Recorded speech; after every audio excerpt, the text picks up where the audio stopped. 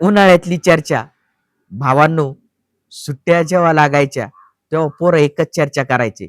भाऊ, मी घरी गेलो ना, मस्त मी रेडिओवरती गाणे ऐकणार. मिरची एफएम वरती खूप भारी गाणे असते बरं का. कोणता फलाना आरजे, डमका आरजे यांची शो खूप भारी असतात. मी म्हणायचो, बाबा आमच्या गावात तर काही एफएम येत नाही. आता काय रेडिओवरचीच गाणे ऐकायचे. कारण की मला एक सतत कार्यक्रम एकच आवडायचा, तो म्हणजे हॅलो आकाशवाणी. आपलं घर, आपलं शिवार.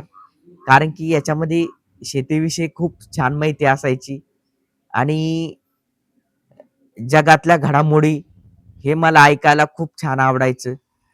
आणि कारण की काहून अ, त्याच्यामध्ये एक गोष्ट अशी होती भावांनो, रेडिओ म्हटलं की माझ्या जीवनाचा एकच भाग असायचा. मी रेडिओ कोणाला हात लावू देत नव्हतो. मी म्हणायचो, बाबा मला 2-3 महिने सुट्टी आहे. मला ऐकू द्या हा रेडिओ. मी रेडिओ दुसऱ्याच्या हातात देत नव्हतो. भावांनो, मुलं म्हणायची, "भाऊ आता जेवण करून घे. ह्या शाळेतलं तुझं शेवटचं जेवण आहे." मी म्हणायचो, भावांनो, "अरे, घरी पण जेवणं, शाळेत पण जेवणं. शेवटचं जेवण कशाचं आहे? आपण अ, कुठं दुसऱ्या ठिकाणी जाणार आहे का? का चंद्रावर जाणार का मंगळावर जाणार?" मी मनात विचार करायचो आणि मनातल्या मनात पोरायला टोकायचो.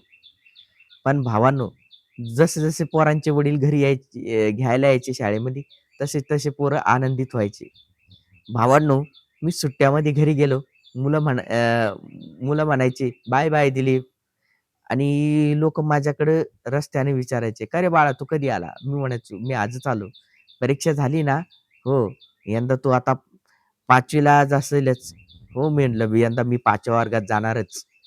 भावांनो, आमच्या गावामध्ये एक गाडी आली होती, ती म्हणजे टाटा फोनची. प्रत्येक लोकांनी टाटा फोन हा खरेदी केला होता. त्यावेळेस त्या टाटा फोनची किंमत होती ₹500-600. प्रत्येकाच्या घरी हा टाटा फोन आला होता आणि तो टाटा फोन असा होता भावांनो, त्याच्यामध्ये पण मोबाईलसारखं बॅलन्स टाकावं लागायचं. ते म्हणजे पेपर रिचार्ज. भावांनो, उन्हाळ्यातली सुट्टी ही एकदम भारी होती.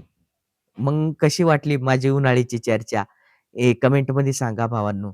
आणि हो भावांनो, व्हिडिओ आवडल्यास जास्तीत जास्त या व्हिडिओला लाईक करा आणि हो भावांनो, चॅनलला सबस्क्राईब करून घ्या. विसरू नका सबस्क्राईब करायला. बाय. राम, राम.